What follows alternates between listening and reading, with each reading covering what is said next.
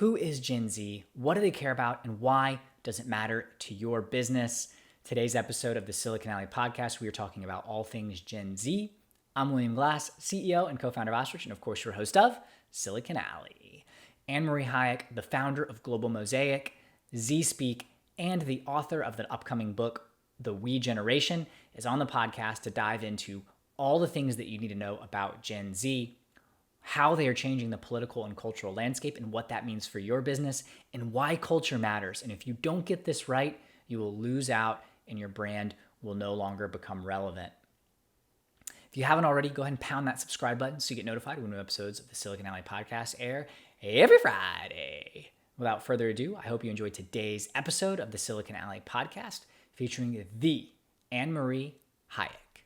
Are you interested in growing and scaling your business? Welcome to the Silicon Alley podcast, where you'll hear from entrepreneurs, venture capitalists, and top performers on what it truly takes to grow and scale a business. You'll walk away with actionable insights you can apply in your own business and life. Now to William Glass, the CEO and co-founder of Ostrich, and your host of the Silicon Alley podcast. AnneMarie, welcome to the Silicon Alley podcast. Super excited to have you on today. Thank you, William. I'm so excited to talk to you. I am too. And there's a few things that I definitely want to touch on. You've got a new book coming out, which I think is really interesting. And it's specifically about the generation of we, Gen Z. So I definitely want to talk about that. You are a cultural consultant, which is not something that you hear every day. So definitely want to talk about that and also learn a little bit more about your journey. But the first place I'd like to start is in your bio. You describe yourself as a social agitator. Can you talk to me a little bit about what that is and what do you mean by social agitator? I love that you're starting there. That's great. I am how I would really describe myself. Sometimes people say, describe your professional history. And I think that for most entrepreneurs, their history really begins with childhood, right? It begins with who they are, right? As people. And so I'm very much a lifelong student of humanity. I mean, I think back now to how I spent my time from the youngest age, being really fascinated in how different people lived in different parts of the world and in history and how the arc of humanity evolved and changed over time, right? And I've had a chance to live on 4 continents. And I've had a chance to do work across more than 50 countries and visit almost 100 countries. And so I feel like I see culture and I see different societies with a fairly broad perspective that you only get from having the opportunity to travel to all these different places, right? See how different people think, how different people live, how different systems work. And so for me, it's made me really passionate about the systems that are working, the systems that aren't working. And so as a US citizen, now being based back in the US again, I find myself very engaged in the social issues of our time. And I think about the work that I do as a cultural consultant, which we'll talk about more, and also the publication and writing of this book are really all in service of agitating progress, agitating social progress, right? Because we as humans are evolving all the time. And I think all of us would say coming out of 2020, huge inflection point, COVID, right? Really exposed Absolutely. a lot of the flaws in our system. So we're all at a place now where we know we're not going back to exactly where we came from. So where are we going next, right? And really trying to agitate for change and positive change coming out of this inflection point. Yeah, no, that makes sense. And I appreciate you expanding on that a little bit because it gives a little more context as to where that comes from and why you describe yourself that way. I'm curious, have you always been interested in other cultures? You said it started at a young age. Like I was an international relations major. I spent a lot of time, I spent a year in Thailand after I graduated, teaching English there, have traveled to a number of places. So I understand the draw to culture, but I'm curious what really instilled that in you when you were younger. It's really interesting. I feel like if we're all given the space in childhood, or if as adults, if we are asked to think back to our childhood and when we were bored, right? When we were unstructured, when we were unscheduled, what did we gravitate toward? And for me, so much of that was looking at pictures in National Geographic magazine It was pulling out my parents' Encyclopedia Britannica because it was before the internet. I'm aging myself, and skipping from country to country to read about these different places and how people lived and look at the pictures of how people dressed. And it's really, I always kind of joke that it was kind of fluke of nature that I was actually born in central Iowa.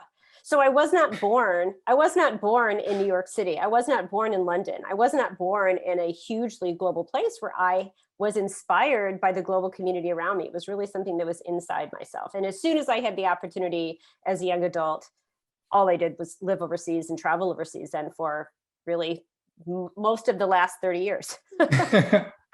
Fair enough. Yeah, I love that. And I think that probably ties very well with the definition of millennials and Gen Zers in terms of of the travel. And I'm sure we'll definitely get into that. But what are some of the things that you've learned living on 4 different continents, visiting over 100 countries, working in 50 of them over your expansive travels, AnneMarie? I think a lot of it is that none of us really realize how much our immediate environment impacts us, right? And so many of the ways that we see things, the ways that we interact, our worldview, the things we gravitate toward, the conversations we have been historically based in kind of our geofenced existence, right? Yeah. And so it really has been travel that has given me the perspective. That's really the big thing. If I were to write another book, the title would be Perspective. It would all be about perspective, right? Because the more we broaden our perspective, then I think the more open-minded we are, and the more we understand that there are so many different ways to do things. There are so many different ways for our political system to work. There's so many different ways for our educational system to work. There are so many ways for us to think differently about how our police interact with our citizens, right? All of these things. And when you have a chance to travel the world and you see all these different ways of doing things, it makes you realize there isn't one right way. There isn't one wrong way. There are so many different ways of doing things. And the more perspectives and more conversations we have, the more we can come up with better solutions, right? And continue to evolve in a positive direction. Yeah, no, absolutely. I think there's so much that can be learned from other cultures, experience that travel. It really does open your mind, because there's not one way or one right way to do things, right? There's many different ways, and you really only get to experience that when you're immersed in another culture or society or system. Absolutely. And there's a quote that I would massacre it, I think, if I tried to recreate it perfectly. But the gist of the quote is that you can never return home again, right? That when you really travel, and not just as a tourist, right? Not just where you're checking things off a box, but when you really go to a place and you spend time with people and you spend time immersing in the lifestyle there, and then you return home, you can never return home again, because you are never the same person again. So when you travel, it actually ends up, the more you travel, the more you realize it's not actually about the destination as much as it is that it's continuing to evolve you as a person. And then every time you come home, you return as a slightly different person, more, with a more expansive experience and perspective and ideas. And you look at your own home differently, right? Absolutely. Yeah, I can think of examples from my own time overseas, and even in diet to me is one of the easiest things to point to. Spending a year in a place where everything was rice and rice noodles or things like that. And before I never ate rice, it being from, growing up in Alabama, right? The diet was different. And now there's just little things like that you pick up. But I'm curious, from your own experience, AnneMarie, like, what are some of the things that have changed that you can look back when you've returned home, and some of the things that have changed based on your experiences? How interesting. Well, really becoming an entrepreneur. I mean, I think that I've always had an entrepreneurial bent, but out of undergrad, I went to work for Leo Burnett, owned by Publicis in London, for those who are familiar with Leo Burnett. And I worked for them at headquarters in Chicago, and then in New York, and then in London, and then really proceeded to Eastern Europe and Asia, and to work for them all over the world. And I was helping our multinational companies. I was basically doing anthropological kind of work linked to brand strategy, right? So helping these big multinationals understand how to expand into these countries, how people live, how people eat, how people do laundry, whatever it is, right? So I really spent about 10 years doing that. And it was fantastic. I mean, I literally sat on the ground doing laundry with women, hand washing laundry in Egypt and in Brazil and in Russia, and fascinating experiences. Talk about really, really getting into the culture. I was accustomed to having so much autonomy. I was accustomed to having so much autonomy in my work, traveling around the world, working with people, designing these anthropological studies, making recommendations. And when I returned back to my home, Chicago, after those roughly 10 years, I absolutely could not work for a big company anymore. And at that point, I knew that I needed to be able to design my own life.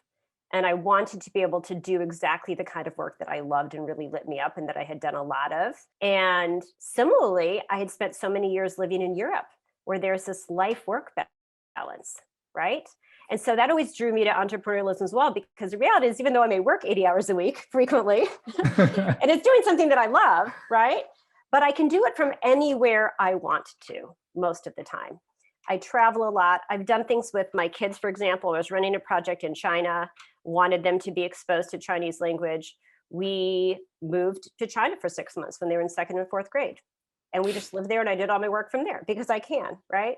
So I can really base myself. My global headquarters to some degree moves to wherever I am on the planet at any given time. And I have a wonderful, group of people who work for me and with me at Global Mosaic and ZSpeak. But as you know, most work is virtual these days, especially now post-COVID. So that was a big change, is I think really spending time overseas, really learning what work-life balance can look like, not working a 9 to 5, not working for the man anymore, as they say, right? And gave me that, again, comes back to perspective, gave me this idea that lots of people are doing this in the world. They're creating their own life and their own work, following their passions. Yeah. And that was possible.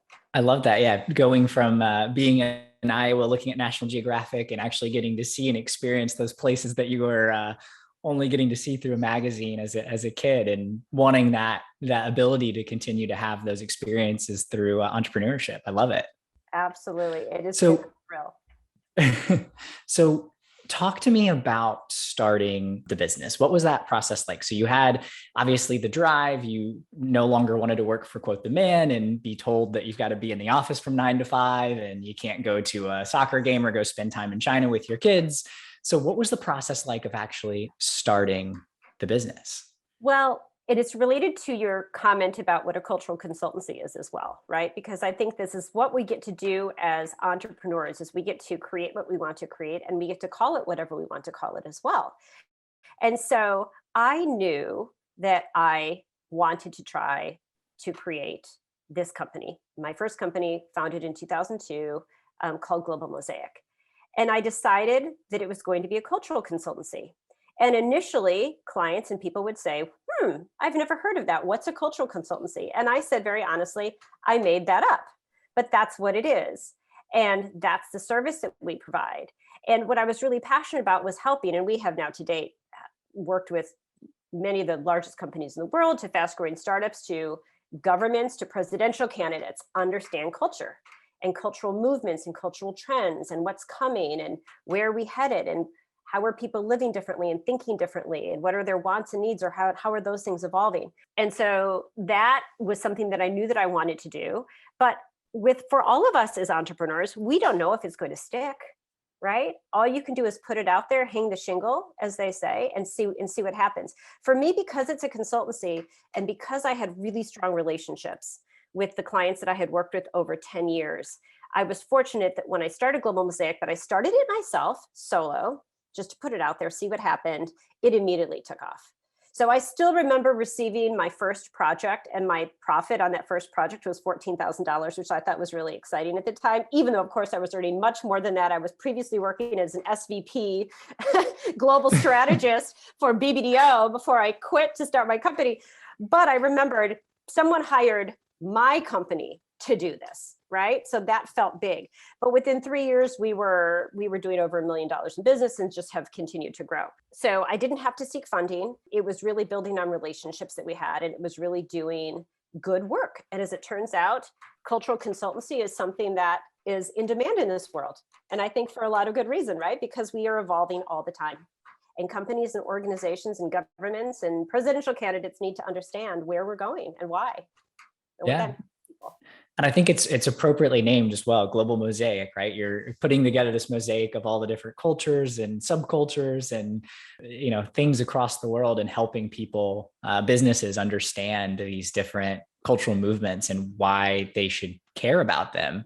Could you give a little example, AnneMarie, of some of the work that you do? There's some interesting insights on the website and definitely movements that I think we can all relate to. But I'm just curious if you could give an example of, like, what does a cultural consultant actually do? Sure, absolutely.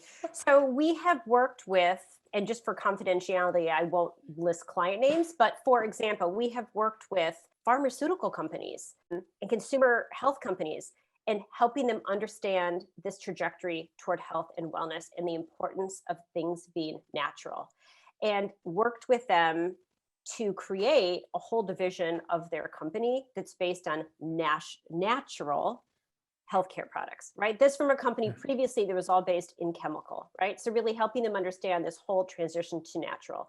Similarly, we have worked with companies on creating an entire sustainability practice, essentially, right? As we know, this is incredibly important. It was important to millennials. It is a non-negotiable for Gen Zs, and really understanding what sustainability looks like. How do you really evolve your whole business ecosystem, so that from the way that you're sourcing your products, from the way you're interacting with the farmers, the suppliers, the seamstresses, whatever it might be, right? Through the packaging, what does that need to look like in 2021 and beyond? So it's that kind of work. Also, future of, the future of work, right? We're doing a lot of work in that space right now. The future of gender. We are working with a fashion mogul right now on creating a new kind of future of fashion company, which is fascinating. And a lot of what we're exploring is not only what does that need to look like in terms of sustainability, what does a future of fashion company look like in terms of sustainability, but in terms of gender, right? Yeah. What does masculinity look like moving forward? What does femininity look like moving forward? And of course, there's so much gender fluidity, right? So how do you reflect that if you're a fashion company? Yeah. So really fascinating areas that are continuing to evolve and grow and challenge us all the time. Yeah, no, they are. And they're very strategic as well, right? It wasn't just let's go create a marketing campaign that really taps into what's going on with natural, like just spice it up and make our line look like it's natural. It's actually creating a whole division of a company to focus on that, or creating a whole new business that's focused on this new idea of gender and understanding what does a fashion forward brand look like, a future fashion forward brand look like. It's absolutely, it's trying to make fundamental change at the fundamental level, right? So really influence and inspire companies to understand how they need to evolve in these key areas moving forward. We actually just had, in the last 24 hours, a major university come to us who said, we're having a harder time attracting prospective students, which of course are Gen Zs, because we are in the part of a state that is primarily white, and 50% of Zs are non-white, and diversity is important, and the needs of students have evolved. And so this university said, will you please come help us, partner with us in leading the work to evolve how we think about, we as a university need to show up in the experience that we need to provide to students today, right? So that's really exciting work. That's exactly why I wrote the book. That's exactly why I'm so passionate about Gen Z, is helping an educational institution, right, understand how to best serve the needs of these evolving students, which are so different from millennials, and certainly so different from students 30 years ago. Absolutely. Yeah. I'd love to dive into that. So can you talk to me a little bit about the book, Generation We, talking about Generation Z, Gen Z, and some of the things that you learned or things that are important for entrepreneurs, business leaders to think about when it comes to this generation? Absolutely. And I'll just say first as well, so the name of the book, as you said, is Generation We. The reason it's named Generation We is because in all the work that we've done, and we have done so much independent research in building this book over the last year and a half, and we have literally worked hand in hand with thousands of Zs, right? So this is very much, for me, I am elevating the platform and giving voice to this generation, but I'm really letting them tell the story to a large degree, right? Through all these interviews, through all this research. It's really through their voices. It's through their lens through which they see the world. One of the things that's really extraordinary about them is they are so collective in orientation. They use pronouns like we. When you talk to them about what the American dream means, right? If you talk to boomers about what the American dream, and I feel like we've all been trashing boomers for so long, so I don't mean to do that, but I'm just talking about cultural evolution, that boomers historically and older generations will talk about the American dream as that means that I should have the opportunity to have a good job. I should have the opportunity to live in a nice house. I should have an opportunity to grow my family. I should have the opportunity to save for retirement, to retire, etc. You ask Generation Z about the American dream, and first of all, they'll say that it's flawed because it's not accessible to huge swaths of our population. But they talk about how the American dream should be that we all have access to these things, that we work together to create these things. So they're very, very collective in orientation. I'll talk a little bit more about why that is. But that's why we're calling them Generation We. And as I said at the beginning, as a student, lifelong student of humanity, not just culture, but humanity, and living in all these different places, right? I think we know if you look at the history of humanity, that it's like this pendulum that is always swinging from one direction to the other, right? So we, as humans, as cultures, we tend to go too far, maybe in one direction, and then we overcorrect and go too far in the other direction, whatever it might be, right? And we really are coming out of about 40 years of boomers and that whole generation, because they were so large and they have driven so much of our politics and so many of our priorities and so much our approach to capitalism and our corporate work environment and all these things for decades and decades and decades. And it's been much more of an individualistic approach to life and achievement. And part of that is because they grew up during the largest economic expansion, right? The US has had. So it worked for them, right? There were jobs, there were benefits, there was money, there was, investments continued to expand. Whereas for Generation Z, they've grown up on the other side of that, where they actually see what the last 40 years of that kind of approach to capitalism and everything else has done, right? It's created greater inequality. Lots of people have been left behind.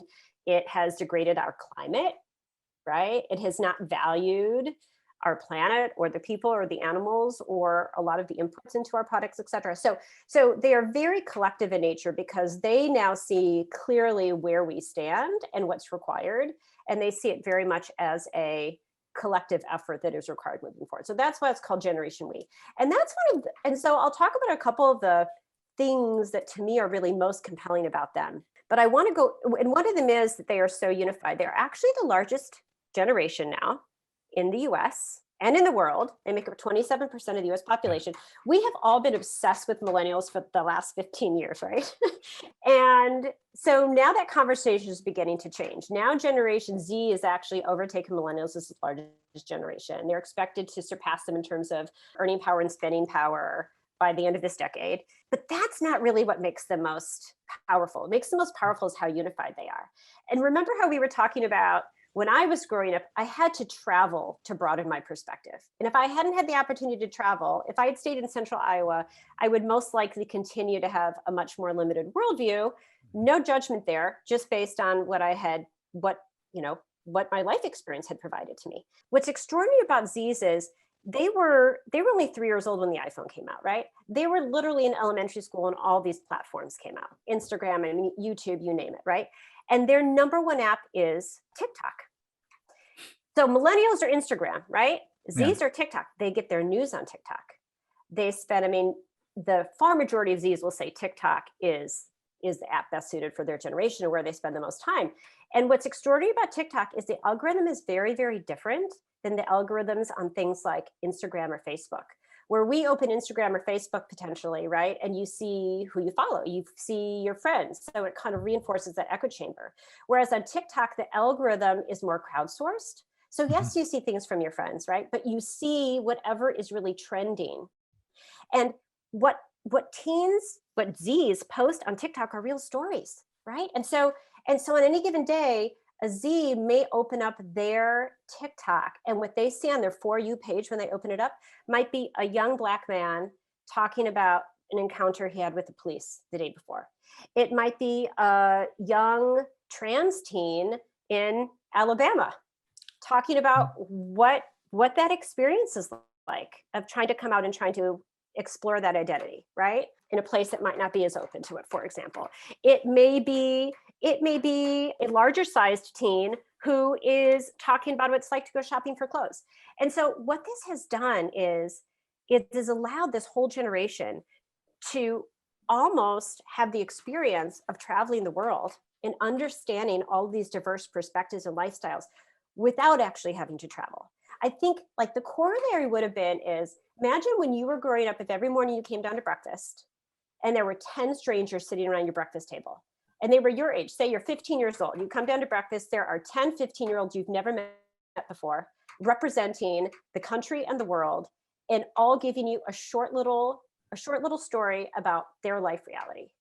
And so when older generations say that Gen Z doesn't necessarily have the lived experience to understand what's happening in politics, or understand what's happening in climate, or understand what's happening in racial relations, or whatever it is, my experience has been that they actually have had access to a much broader and more diverse range of experiences than many, many people of older generations because of their constant connectivity online.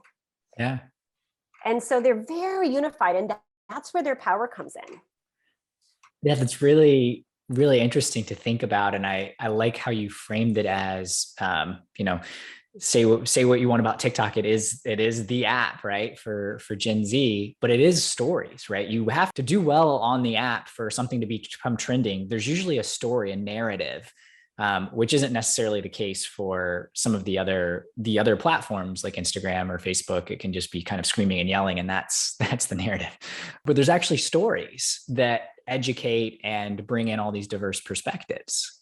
It's first person stories. And just to offer a very tangible example is last summer 2020, right? When Black Lives Matter was really at its height, Z's every day were sharing their stories. Black youth all over the US and all over the world were sharing their stories on TikTok every day.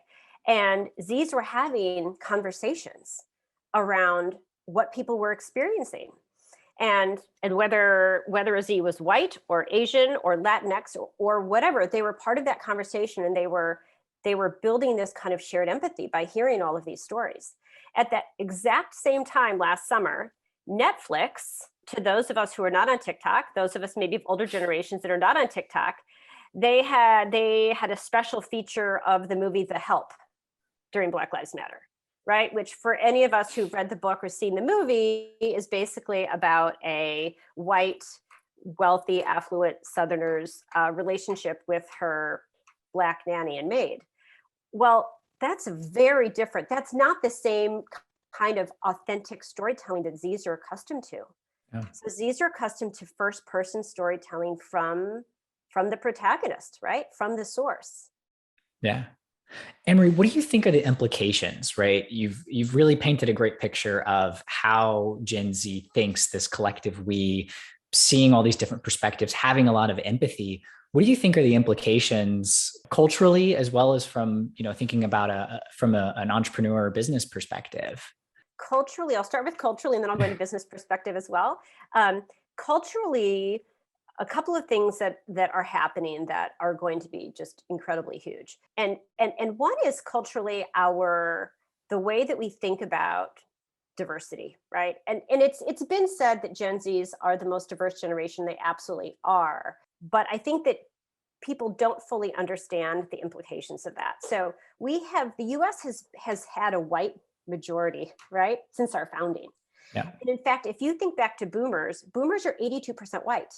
So if you think about our policies, our politics, our voting electorate, everything, right, has been dominated by our white constituents. And now you have a generation that is 50% non-white. And so what you see is, for example, in this last election in 2020, where the Z's showed up overwhelmingly in favor of Biden, even though Biden wasn't their first pick. Bernie Sanders was their first pick. I think you probably all know that, right? They don't love Biden, but they are generally more progressive and left-leaning, right? And their primary issues were climate, were racial justice, and were gun regulation. And so, we're really seeing issues that maybe have predominantly impacted the minority, like racial relations, taking on increased priority, right? And so we'll continue to see those things really come to the fore. I'm trying to think of there are so many things that I can say about Z's. So I'm trying to think, what are the couple of things that I really, really want to focus on? So, I mean, politics is definitely one of those things. From a corporate standpoint, Z's are, again, because of their access, right? When we used to purchase things as kids or as teens, we purchased what we liked and what we could afford, right? We didn't really have a line of sight into who was producing them or what the impact was on the planet. For Z's, there's a chapter in our book called Climate Generation. And this is the first generation that has literally been born on a planet that was already in crisis, right? The planet has been on crisis since they were born onto it. The last 6 years have been the 6 hottest years on record. Over half of Z's say that where they live has already been impacted by climate change. They are the generation with the lowest stated incidence for wanting to have children someday because they worry about what the future of our planet will look like. And so for them, they view every purchase, they're hyper aware of this. So they view every purchase, right, as a vote on how the planet is used, on a vote for, are we further contributing to carbon emissions? Or are we contributing to a better solution, right? Everything is a vote. And so that's why we see a lot of these brands that previously did really well that are struggling and new brands emerging. And Z's aren't afraid to create their own companies if the companies that exist now don't meet their values. A great example of this actually is Victoria's Secret, which was very popular for a long time, right? But in recent years, I think many of us are aware of a lot of the transgressions, particularly that Z's would point out. And so everything from sweatshop labor, because they know about that whole ecosystem, to the lack of diversity in the models, to lack of gender diversity. And there was actually a point I think it was 2 years ago, when Victoria's Secret was criticized for not including more diverse or body positive models in their famous runway shows. And the CEO at the time, Lex Wexner, responded by saying that we just won't do any more runway shows because we don't want to ruin the fantasy of our primary target, which is men. At the same time, right, there was a brand emerging, Aerie, right? Their underwear primarily features user-generated content, real Z's, real people wearing their underwear. They came out several years ago and said, we are never going to retouch any of our photography again. They're gender fluid models, body positive models. And there's one of the fastest growing, most fascinating Z-led companies is called Parade, which I don't know if you're familiar with. But I'm not familiar, yeah. A Z who dropped out of college to create a almost immediately multi-million-dollar underwear company that represented the values of Z's. That was body positive, that was sustainable from start to finish along that whole ecosystem. It's incredibly powerful just to see in one industry that if a company does not heed, does not have an understanding and does not heed the wishes of these young generations, which again, the youngest generation in our country right now, well on its way to having more spending power, consumer power than any other generation, it matters. It matters, right? Yeah, absolutely. And it's interesting, yeah, this voting with your dollar, right? Because for previous generations, that hasn't been, I mean, maybe there's been some thought to it, but it's been, as you said, more kind of self-centered of like, how would this item or thing make me look or make me feel, and less of that we kind of collective mentality when it comes to everyday decisions, which is really, really interesting. It is. And they aren't perfect. I do want to say really quick, because I don't want to make Gen Z sound like they always make the perfect decisions. They don't. They're young. They're teenagers. Sometimes they just want to buy things. So they're still driving a lot of purchases in the fast fashion space. You know, I've had lots of conversations with Z's where they say, you know, it's hard because we have so much awareness. We know so much at such a young age. So we can't make a purchase without thinking about the impact this purchase is having, right? On the planet, on the workers, on whatever it might be. But you know what? Sometimes I just want that shirt because it's such a cute shirt. And so then they buy it and then they feel guilty about it. And then what they do to counter that is then they thrift it, right? So there's now this whole movement towards circular fashion where Zs are thrifting like crazy and trading clothes and everything else so that things don't end up in landfills. But I just wanted to clarify, I don't want to create a picture that is incorrect because there is some tension there. Just because they have an awareness doesn't mean that always translates into the behavior. But increasingly, as they develop more disposable income, it will continue to become a larger and larger and larger part of their purchases. Yeah, no, that's interesting. Do you see, and I know we've been, hopefully this doesn't go against the whole title of the book, the we generation, right? We've been describing them as collective, but I imagine that there's got to be subsegments or subgroups within Gen Z, right? Or absolutely. Yeah. Absolutely. So a couple of things that I will say. So you do have, in general, Gen Z, because they are exposed to so much online, right? They do tend to have, as I said, greater perspective, greater collective empathy and understanding. And so there are 20% of Gen Z identifies, for example, as Republican. As I had said, Zs in general tend to be more progressive leaning, which doesn't mean that they're card carrying Democrats at all. They actually, 1/3 of Zs identify as independent because they don't want to just prescribe to one party or the other. They want to have the freedom to create their own positions on things rather than have that dictated to them. But about 20% define themselves as Republicans, which is lower than any other generation. But what's important is the things that the Z Republicans believe. Because even the Z Republicans believe, the great majority of Z Republicans say, Blacks are not treated equally to whites in our country. Whereas older Republicans don't agree with that. Z Republicans also say climate change is the direct cause of human behavior. Those are Z Republicans. Older Republicans have a different perspective on that. Z Republicans also say we need a larger government and the government needs to take more responsibility. Of course, that flies directly, right, in the face of many of the historical Republican. Sure, yeah. Right. And so, yes. And so we do have people with different viewpoints for sure. But I think directionally, because of their access to all this information, they are more unified than previous generations have been. That makes sense. Yeah. And I appreciate you making that clarification because there still are obviously trends that are throughout the generation, right? Even though there are different pockets and nuances within groups. 100%. And did you see Z faces, at the storming of the Capitol in January? Of course, right? You saw people of every generation there. But in general, they very much, another thing that's really interesting about them that is related to this collectivity is the way that they really do support populations that don't necessarily represent themselves, right? When we think back to the civil rights movement in the 1960s, we think about the 1960s as being a really important time for civil rights, which of course it was.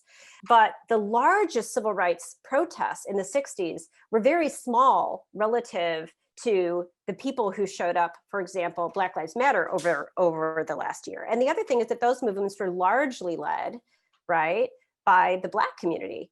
Whereas now you really see across the racial and economics and ethnic spectrum, Zs and older generations as well, really showing up for these movements. So for example, only about 15% of Gen Z is Black, but more than 90% of Gen Z has participated in some kind of Black Lives Matter protest, rally, advocating for it, et cetera. Same thing with LGBTQ, right? So 16% of Zs identify as LGBTQ+, but you have about 80% of Zs supporting equal rights for LGBTQ+ and anyone along the gender spectrum. So it really is interesting how, for the first time, we're really seeing this broad-based support of their peers, regardless on if you identify that way or not, right? And that comes back again to a lot of this kind of collective empathy that's been built through platforms like TikTok and them just developing their worldview more based on their global connectivity digitally than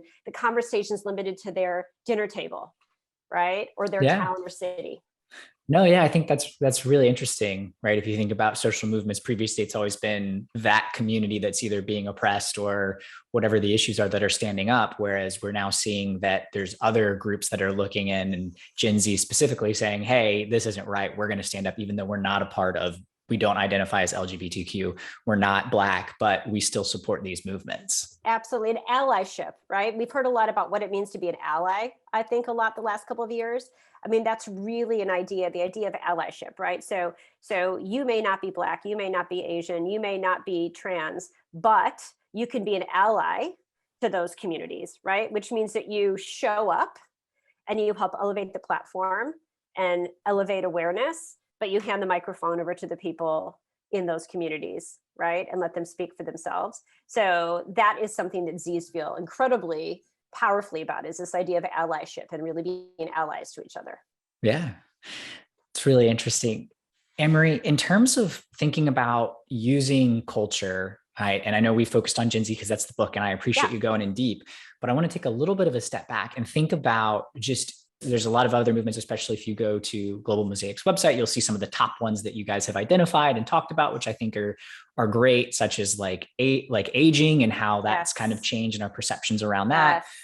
I'm curious, how should companies, how should people start thinking about these cultural movements and ultimately meeting their customers, consumers where they are, whether they're in these movements and identifying them, being a part of them?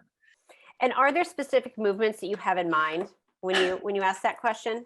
I guess I'm just thinking in general, right? Because from every perspective, it's going to be a little bit different depending on what the movement is. But thinking about how do you do it in an authentic way, right? We've seen brands that will, support something because every other company is. But do we really believe that, someone throws a black square on their Instagram, that they really are supporting and doing everything they can to support, African Americans, right? So how do companies actually do this in an authentic way where they support the cultures and communities that are important to them, right? And it's going to be different depending on the business, obviously. It absolutely is. But I think that what you're saying is really important, because the age of tokenism versus true representation, which I can talk about what I mean by those words, and the age of greenwashing, all of that is over. And it's really over because the digital space allows for such transparency, right?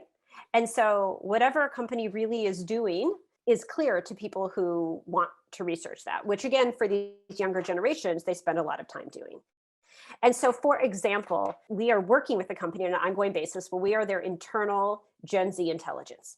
So once a week, we run a webinar, basically, but it is made up of Z ambassadors that we bring to the table. And then the executives once a week have a chance to ask these Gen Z ambassadors, hey, what do you really need us to do in terms of sustainability, right? Or what do you really need us to do in terms of diversity? What does that mean? What does that look like? And in one of these meetings recently, there was a new product. And I don't want to give too much detail away, but it was a new product that was very colorful. Let me just say that. It was a new product that was very colorful. And so the executives posed to the Gen Z ambassadors on the webinar, on this live webinar, hey, we've created this, and we think this is a brand that can really represent diversity and inclusion because we've included all these colors, everything about the brand and the product and the packaging is, this kind of rainbow of colors, right?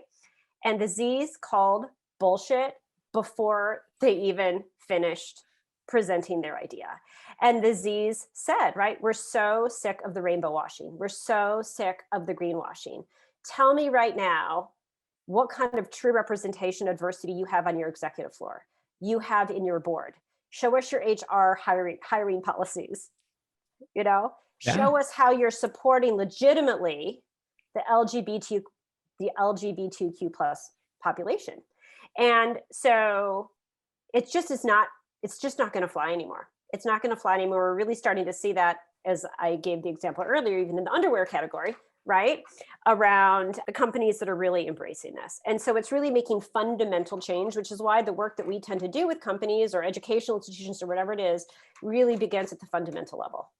Yeah. Right? And what that really looks like within your organization. And I used the words earlier, tokenism versus representation, which is a huge thing that Z's differentiate between. For those people who are not as familiar with those words, is tokenism basically means, right, that you hire just enough or put in your advertising just enough people of color that you appear to be paying attention to diversity and inclusion, for example, right? Versus true representation, right? Which is how are you really representing these people meaningfully?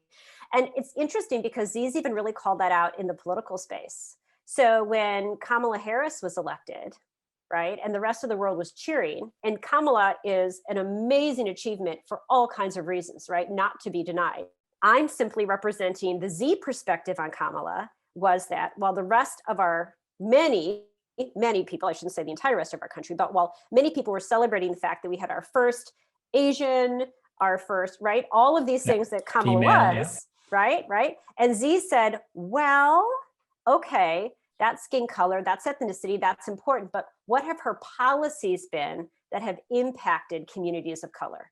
And they were really looking at some of her policies around incarceration and things like that, right, from her time in California. So it's not only involving corporations, but it's in the way that they look at their political candidates. They look deeply. They look really deeply to see what's really hiding under the, or behind the curtain.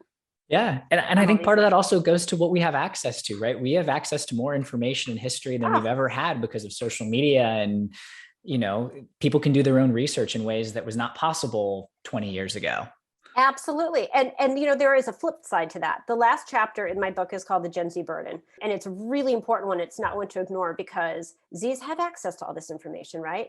But they've never really gotten a break from it.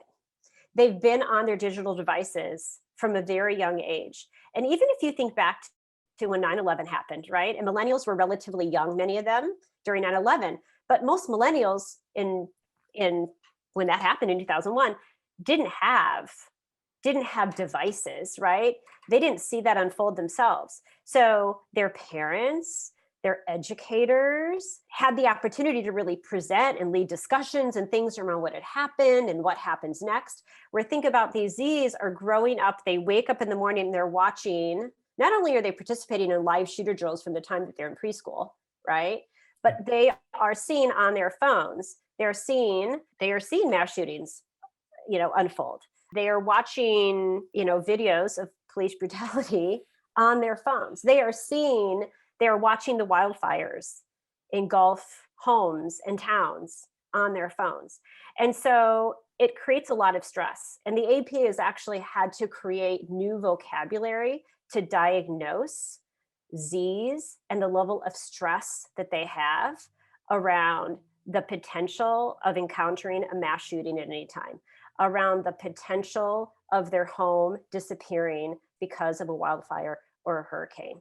Eco-anxiety, climate PTSD, there are new terms that have been created for Zs because they know so much from such a young age. And it makes them very savvy, and it makes them activist from a young age, and it makes them passionate, but it also made them grow up really fast and stole a lot of their childhood. We got to make purchases just based on, I thought that Benetton sweater was cute, so I was going to save up my babysitting money and buy it. I didn't know anything else about the fact that I thought that green would look smashing on me. And, it's a whole different thing, right? There isn't that kind of innocence of childhood is really truncated for young people growing up today. And there is absolutely a dark side to Gen Z that we all have to be aware of and be aware of supporting them in because of the front row seat they've had to all that is very raw and real in our world from a really young age. Yeah. Thank you for bringing that up, because I think that's definitely a downside or flip side, thinking about just being exposed to all of everything that's going on in the world at once and trying to process that, especially as you're growing up. Absolutely.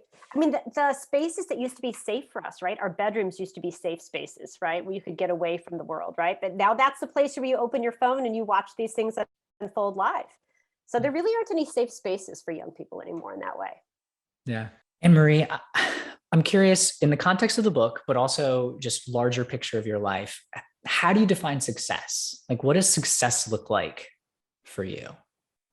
It evolves as we grow, doesn't it? I'm sure you've experienced this as well.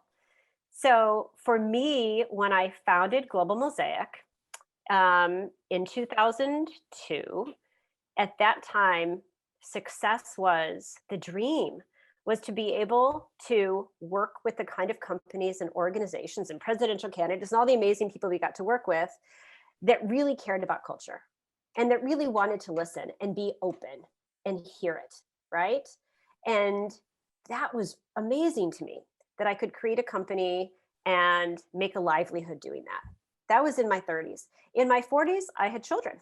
So then what success looked for me, at that point, my company was successful, and it gave me the opportunity to have the flexibility as an entrepreneur to travel with them, to work from wherever I wanted to work from. That was success at that point. Because perspective, because global perspective and travel is so important to me, when my children were relatively young, we would on average spend 3 months out of 12 months a year traveling. And they would come with me to work on projects. They would come in countries where I was doing field work, or I would work remotely while we did things. So that was success then. Over the last couple of years, and since founding ZSpeak, which is my newest company that was really a COVID baby, and writing this book, my definition of success now, I just turned 51, is to create more of a legacy, right? It's really to make an impact. I have a vision board in my office. I believe as an entrepreneur very much in being internally driven. You know, there's certainly entrepreneurs who are very successful by being externally driven and identifying a market opportunity, white space opportunity, whatever it might be. 100%, very valid way to go. For me, I'm a very internally driven person where everything that I've created has really been created because I have had an idea of what I wanted to put in the world and create in the world. And so Generation We, ZSpeak, this work I'm doing in the Gen Z space, at this point, success is really about impact. So Gen Z believes, I think the rest of us generally believe the largest divide in our country is left versus right? Liberal versus Republican. Zs will say the largest divide in our country is generational. They feel like they view the world so differently than the rest of us do. And they view our system so differently than the rest of us do. And that we don't listen to them.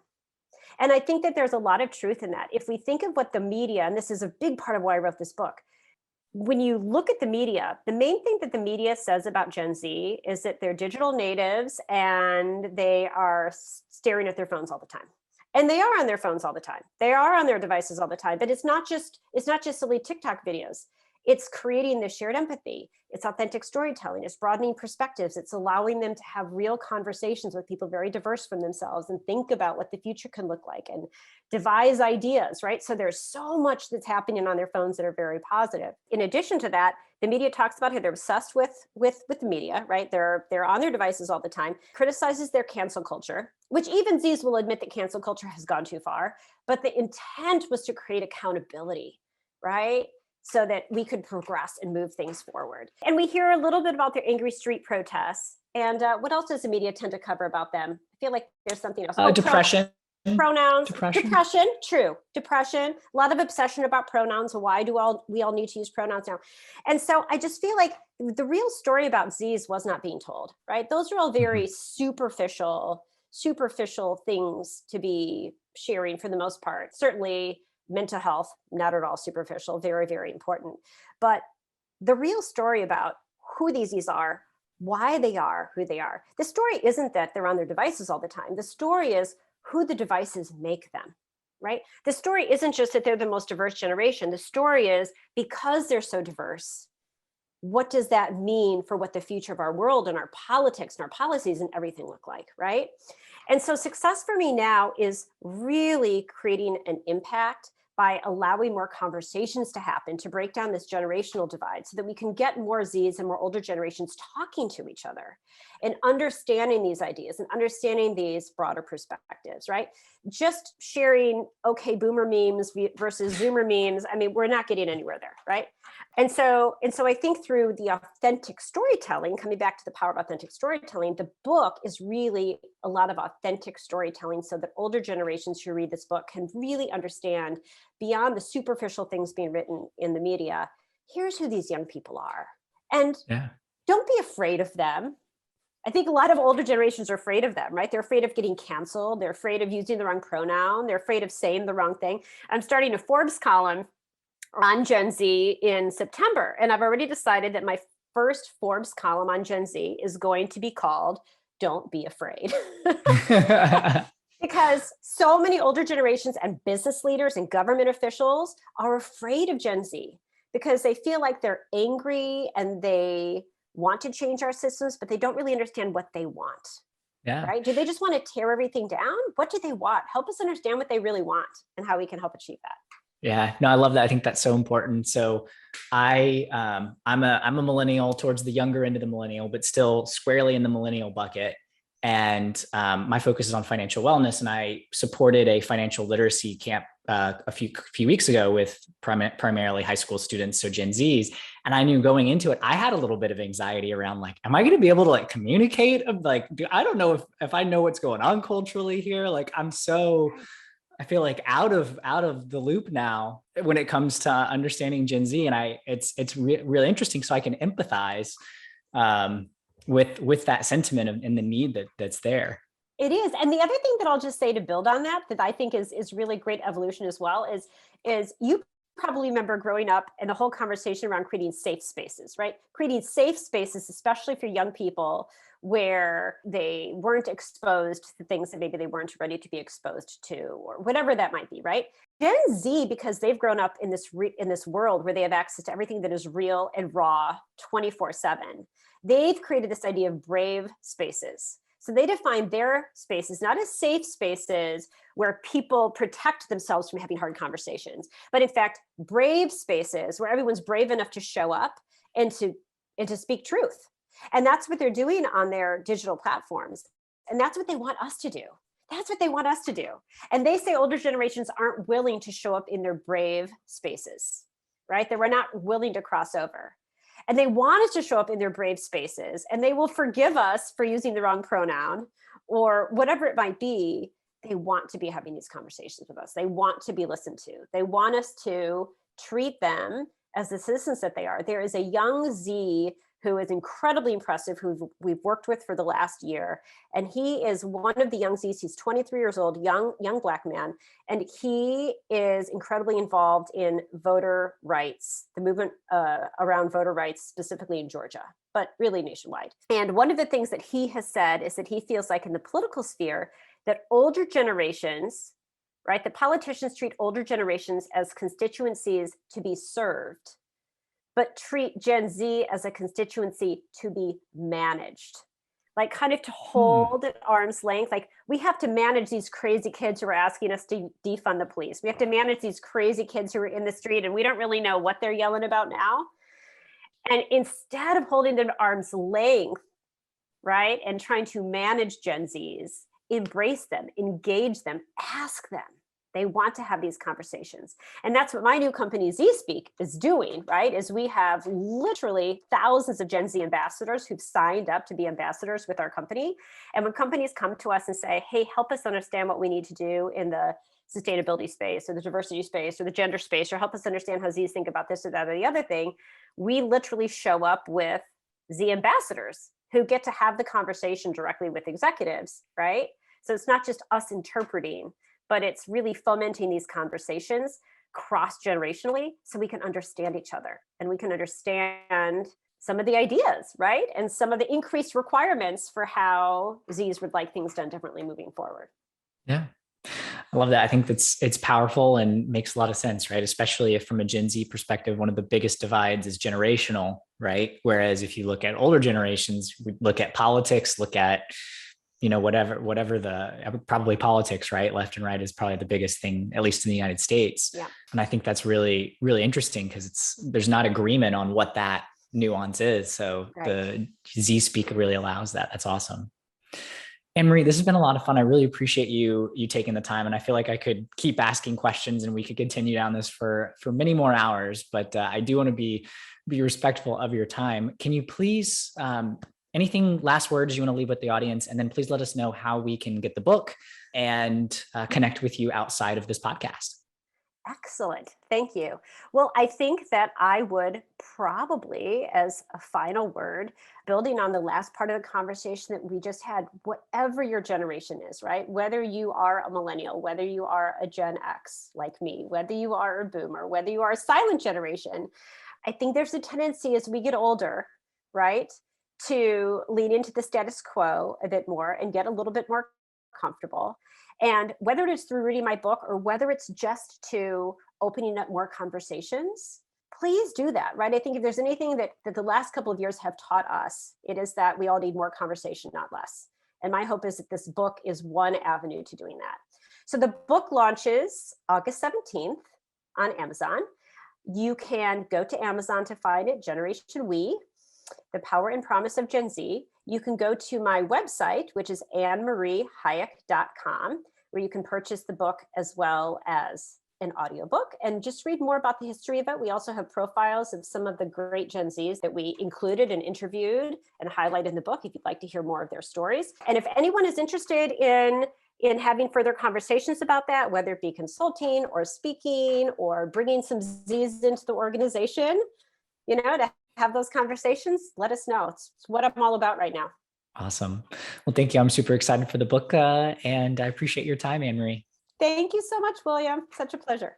On your way out, please share the podcast with others. It's the only way that the community grows and others hear these incredible stories from entrepreneurs and top performers. And of course, pound that subscribe button so you get notified when episodes drop every Friday.